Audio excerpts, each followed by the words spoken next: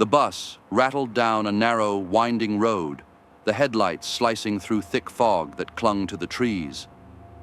Inside, the students of Brookside Middle School laughed and talked, their voices echoing in the dimly lit interior. The field trip had been scheduled unusually late, a night hike through Crescent Woods Nature Reserve. Ms. Ramirez, standing at the front of the bus with her clipboard, raised her voice to get everyone's attention. "All right, listen up. When we get off, stick with your groups. No wandering off. And keep your flashlights on. You don't want to get lost out here." Alex, sitting at the back of the bus, turned to his friend Jordan.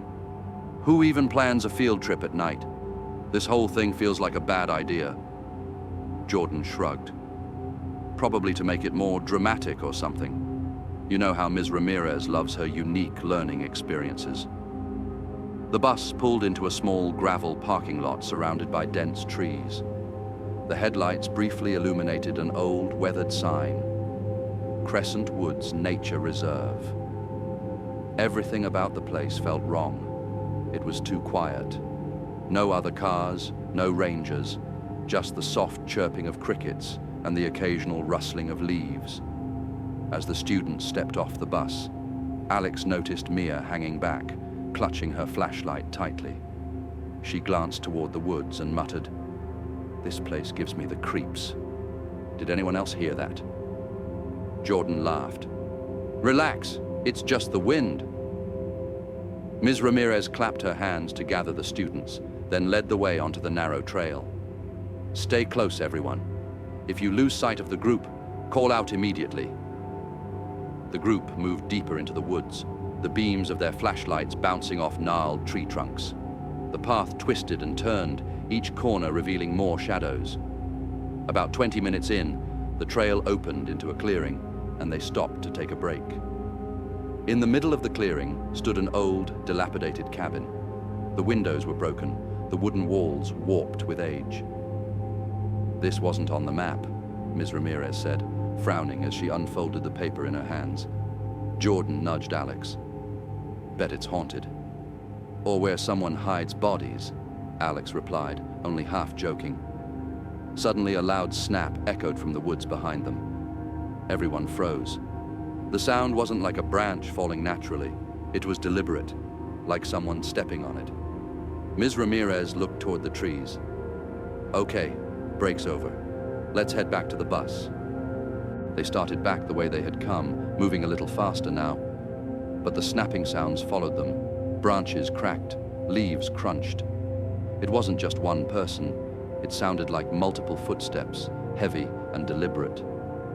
Then Mia screamed. Alex spun around, his flashlight darting through the trees. What is it?" Mia pointed toward the cabin. "There was someone standing there, right by the door," Jordan whispered. "She's messing with us, right?" But Alex had seen it too. A shadowy figure, tall and motionless, just beyond the clearing. Ms. Ramirez raised her voice, trying to calm everyone down. "We need to stay calm and keep moving. Let's go."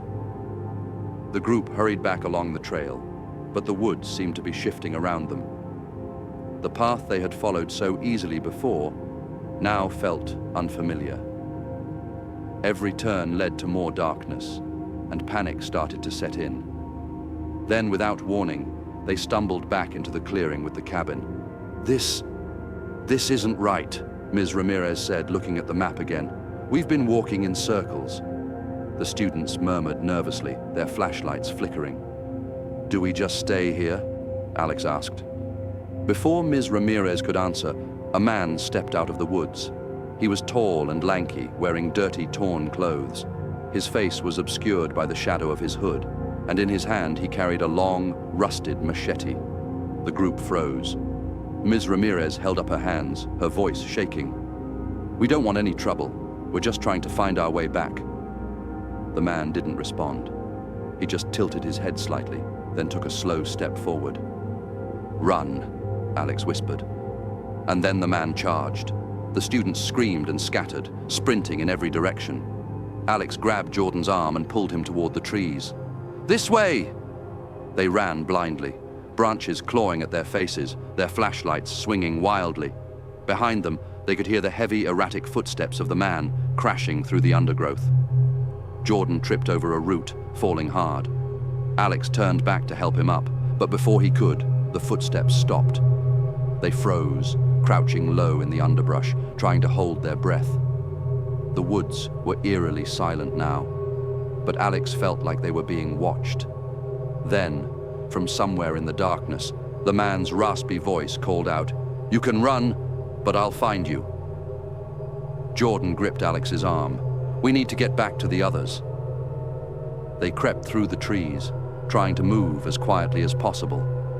After what felt like an eternity, they spotted the faint glow of the bus headlights through the branches. But something was wrong. The bus door was open and the engine was running, but the parking lot was empty.